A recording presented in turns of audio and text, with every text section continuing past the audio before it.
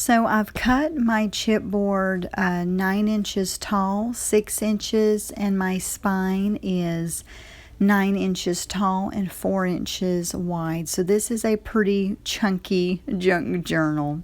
So now I'm gluing down the chipboard, and I've already cut my fabric to where it will fit over each piece of chipboard with, about 1/8 of an inch overlapping each piece, just because I want to have a little overlap, and then I can always cut down after.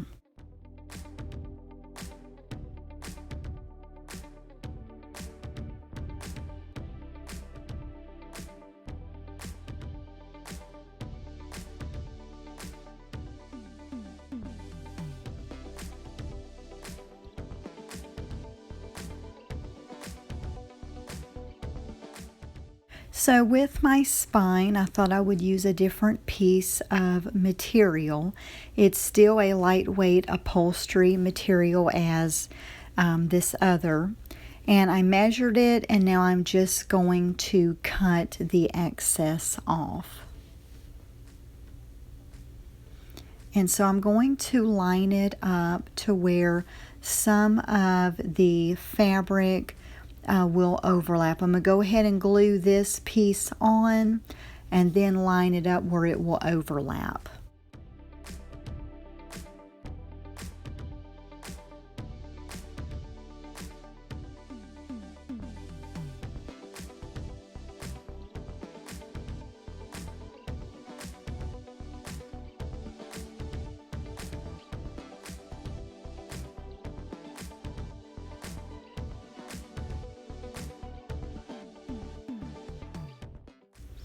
And I'm just going to go ahead and cut a little bit of excess off here because I am overlapping the other fabric over this, so that kind of comes around the sides, from around the sides on the spine.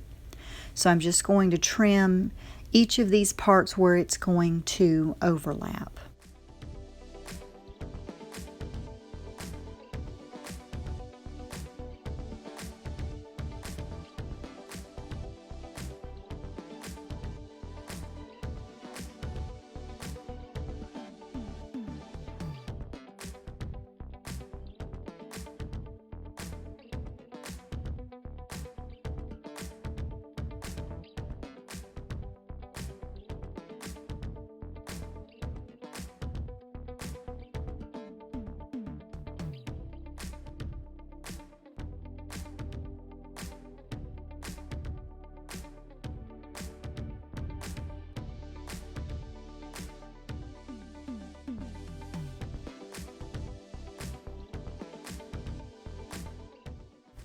So now I'm going to put another piece of fabric. This is a cotton fabric, and I'm lining it up, but I am overlapping it into the spine. And then I'm just using my paintbrush. I find it's less messy if I just paint it down with the paintbrush instead of with my fingers. I mean, it's still going to be a little messy. You might want to have a wet wipe or a wet washcloth or sponge or something to keep the glue off of your hands, if that's something that you want to do. And I'm going to go ahead and do the other side as well, where I'm going to line that up and let it overhang into the spine and just kind of brush it down. And then I'll apply some extra glue on the spine just to make sure the cotton fabric is adhered to the spine before I go to add the other piece of fabric.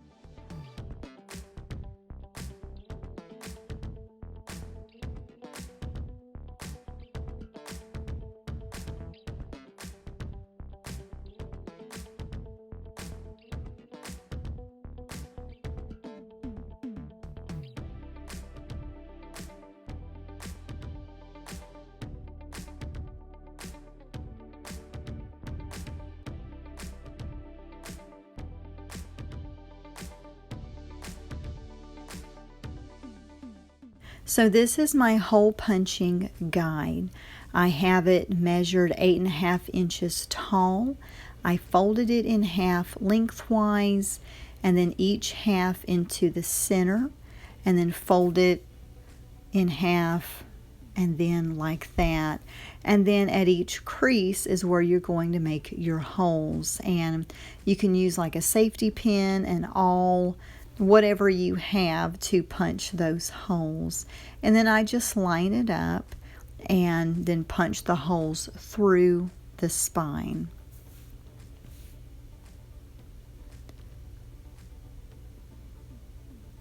So now I'm going to measure the waxed linen.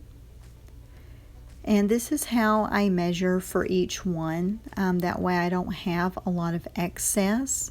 And it works really well that way, just to, follow how you're going to do your stitching, from the middle to the top to the bottom, back up through the middle onto the inside. And then that way you will have the perfect measurement that you want. And then I'm going to take the hole punch guide, and I've found the center of my signature, and I'm just going to fold my hole punch guide in half, and those 3 holes are the holes that I will poke through. And again, you can use this. These are thick Tim Holtz safety pins. They're not really safety pins, I forgot what they're called. But you can use that, or an awl would probably work better. I'm always using just whatever I have around me and just making that work. So now that I have the holes made, I'm going to make a hole for my charm to hang. So I'm just moving it up from that middle hole, and I'm just poking a hole in it to go all the way through. And then I'm going to use a brad. The inside of the spine is going to be covered up with my signatures, and so I'm just going to stick a small golden brad through, and then leave room for this bulb pin to fit. And then I can go ahead and make my charm and fix it back onto the bulb pin.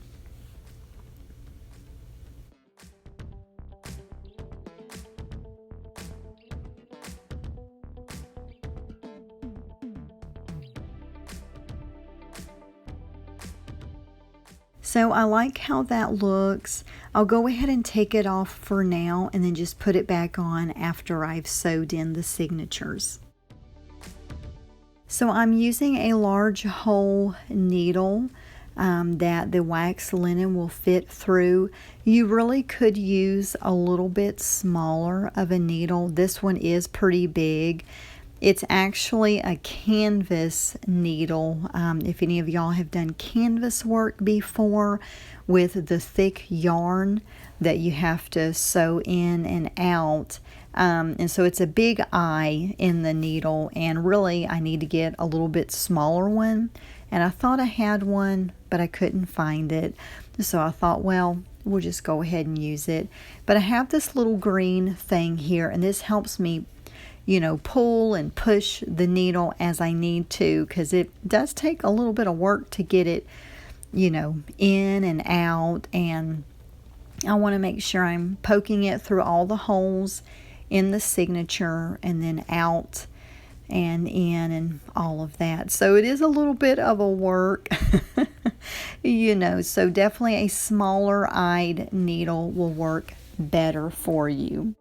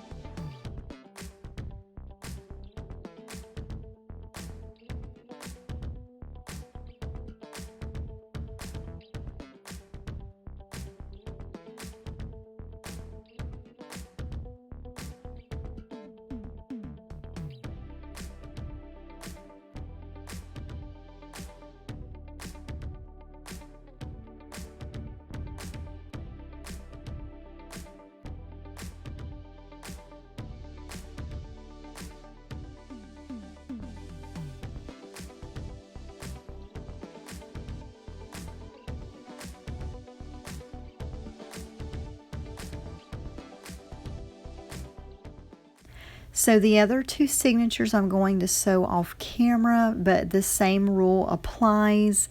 And I will be do another video of a full flip through and any other changes or things that I have added on the journal since the last set of videos. Thank you so much for watching.